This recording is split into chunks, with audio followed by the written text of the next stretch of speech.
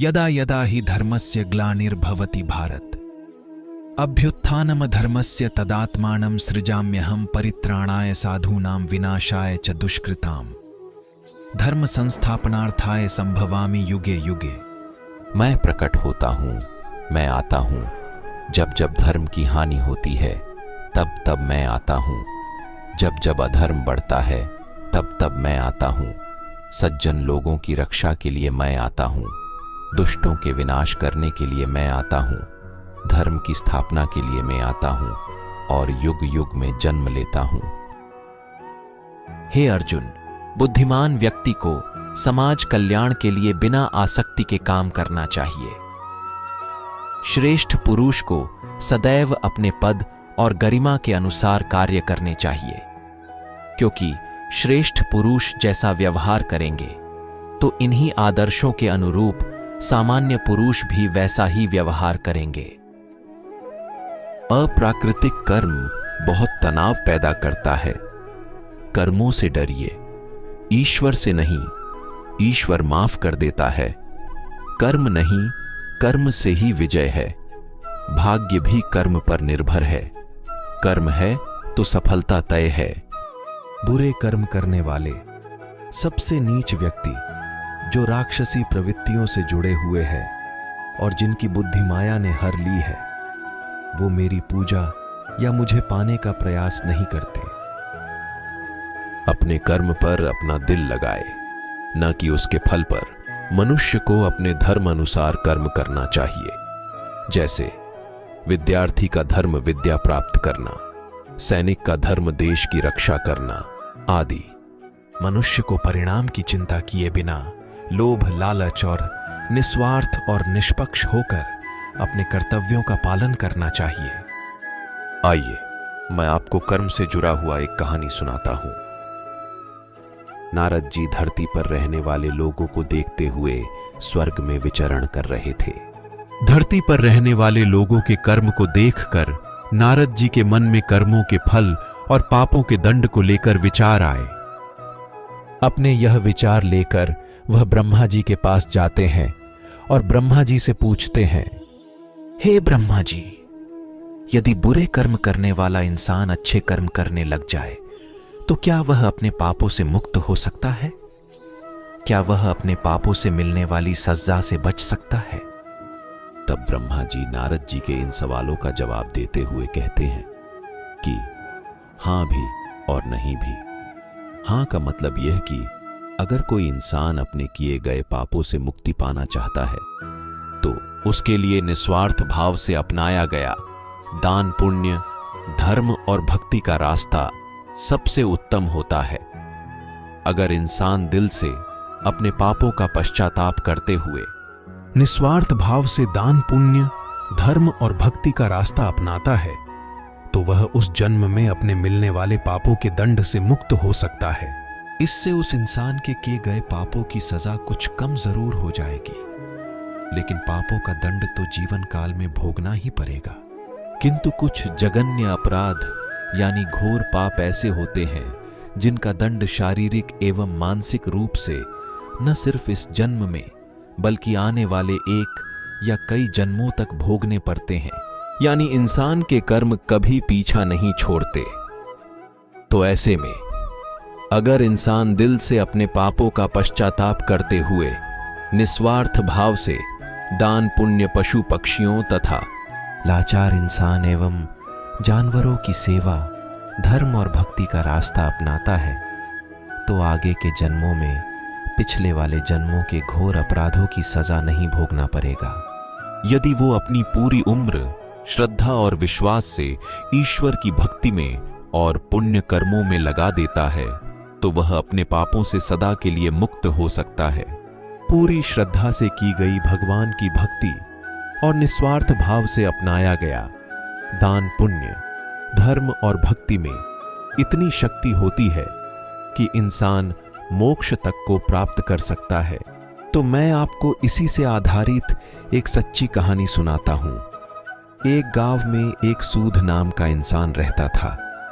वह गलत लोगों की संगत में आ जाने की वजह से डाकू बन गया था। वह लोगों को मारकर अक्सर उनका धन लूट लेता था। एक दिन डाकू जंगल से होता हुआ सड़क की ओर जा रहा था कि अचानक एक नागिन का जोरा डाकू के रास्ते में आ जाते हैं। डाकू को देख नाग नागिन अपनी रक्षा के लिए फन फैला लेते हैं। डाकू घबरा जाता है और अपनी बंदूक उन नाग नागिन पर तान देता है। यह देख नाग नागिन क्रोधित हो जाते हैं और उस डाकू पर हमला कर देते हैं। डाकू अपनी जान बचाने के लिए 2 कदम पीछे हटता हुआ नागिन पर गोली चला देता है।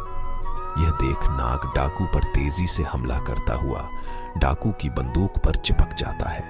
डाकू अपनी बंदूक को कहीं दूर फेंक देता है और वहां से भाग निकलता है। भागते भागते डाकू सड़क पर पहुंच जाता है।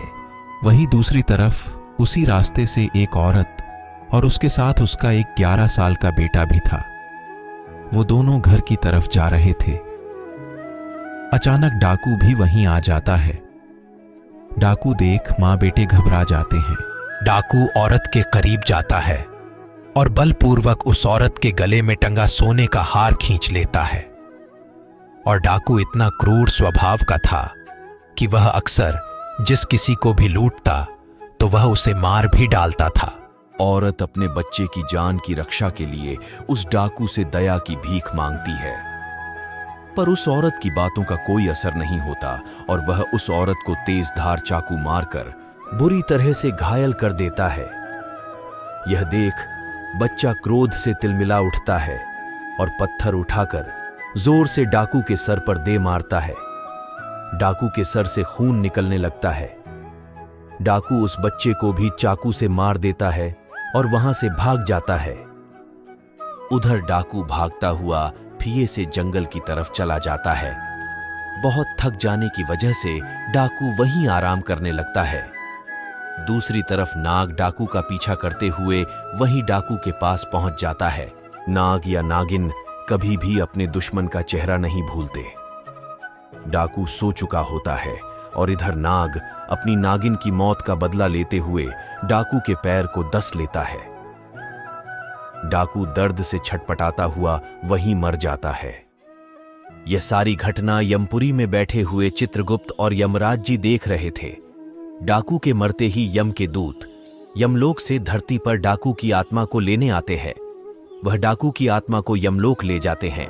यमलोक में चित्रगुप्त जी अपनी किताब में डाकू के द्वारा किए गए सभी कर्मों और पापों का लेखा जोखा देखते हुए उसे उसके पापों की सजा सुनाते हैं। डाकू की आत्मा को बहुत सारी यातनाएं दी जाती हैं। इसके बाद चित्रगुप्त जी डाकू की आत्मा को बोलते हैं कि जिस 11 साल के बच्चे को तुमने चाकू से मारा था, उस पाप की सजा भोगने के लिए तुम्हारा फिर से धरती पर जन्म होगा और एक पंडित के घर होगा जहां तुम सिर्फ 11 साल तक ही जीवित रहोगे। दूसरी तरफ एक गांव में एक पंडित रहता था जिसकी पत्नी को 10 साल से कोई भी औलाद नहीं हुई थी। पंडित भगवान भोलेनाथ का बहुत बड़ा भक्त था। वह रोज भोले बाबा की पूरे श्रद्धा विश्वास से पूजा अर्चना किया करता था। इसके अलावा वह गरीबों और साधु संतों को भोजन भी करवाता था। एक दिन भगवान शंकर पंडित की सच्ची भक्ति और पुण्य कर्मों से प्रसन्न होकर पंडित को दर्शन देते हैं। पंडित भगवान शंकर के दर्शन पाकर बहुत प्रसन्न होता है। भगवान शंकर बोलते हैं, मैं तुम्हारी सच्ची भक्ति से बहुत प्रसन्न हूं। बोलो क्या वरदान दूं? तुम्हें पंडित एक पुत्र की मांग करता है।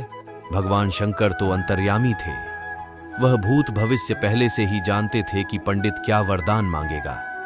इसलिए उन्होंने पंडित को पुत्र देने का वरदान देने से पहले ही यह बता देते हैं कि यह पुत्र सिर्फ 11 वर्ष ही जिएगा, उसके बाद मर जाएगा। यह जानने के बाद भी पंडित कुछ नहीं बोलता, क्योंकि उसे अपनी भक्ति पर पूरा विश्वास था कि भगवान अपने भक्त के साथ कभी अन्याय नहीं होने देंगे। यह सोचता हुआ पंडित पुत्र का वरदान मांग लेता है। भगवान शंकर पुत्र का वरदान देकर वहां से गायब हो जाते हैं। अगले 9 महीने बाद पंडित के घर पुत्र का जन्म होता है। इधर पंडित यह जानते हुए भी कि यह 11 साल से अधिक नहीं जिएगा, फिर भी प्रसन्न रहता है। यह बात पंडित घर में किसी से भी नहीं बताता। यह वही डाकू है जिसने 11 साल के बच्चे को चाकू से मारा था और अब एक पंडित के घर पैदा हुआ जो कि सिर्फ 11 साल ही जिएगा। इधर पंडित अपने बेटे को धर्म कर्म पूजा भक्ति की सभी शिक्षाएं दे देता है। पंडित अपने बेटे का नाम शंकर रखता है। देखते ही देखते दिन बीतते गए। शंकर को 11 साल पूरे होने में सिर्फ 1 महीना ही बचा था। पंडित शंकर के मामा को तुरंत घर बुलवाते हैं और खूब सारा धन देकर काशी जाने को कहते हैं। पंडित धन देते हुए बोलता है कि वहां शंकर के हाथों 28 दिनों तक यज्ञ करवाना, साधु संतों को पूरी श्रद्धा से भोजन करवाना और पूरी विधि अनुसार महामृत्युंजय के मंत्र का जाप करते हुए 28 दिनों तक रोज सुबह भगवान शिव की पूरी श्रद्धा से विधि अनुसार पूजा करनी है। अगले ही दिन मामा और शंकर धन लेकर काशी के लिए निकल पड़ते हैं। काशी पहुंचते ही मामा और शंकर वो सब करना शुरू कर देते हैं जैसा कि पंडित ने बताया था। ठीक 28वें दिन शंकर की हालत अचानक खराब हो जाती है। शंकर के मामा शंकर को आराम करने के लिए अंदर भेज देते हैं। शंकर के मामा जब सब साधुओं को भोजन करवा के शाम को शंकर के पास वापस लौटते हैं तो शंकर मर चुका है। ये देख शंकर के मामा जोर जोर से रोने लगते हैं।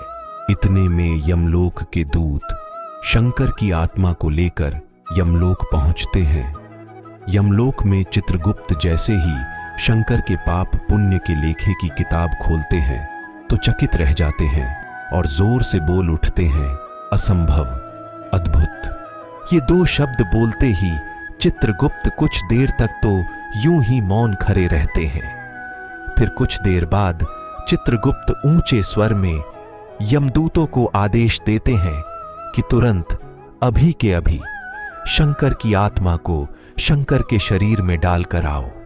यमदूत शंकर को उसके शरीर में पुनः डाल देते हैं और शंकर फिर से जी उठता है। अचानक यह चमत्कार देखकर शंकर के शरीर में हलचल हो रही है। शंकर के मामा की खुशी का ठिकाना नहीं रहता।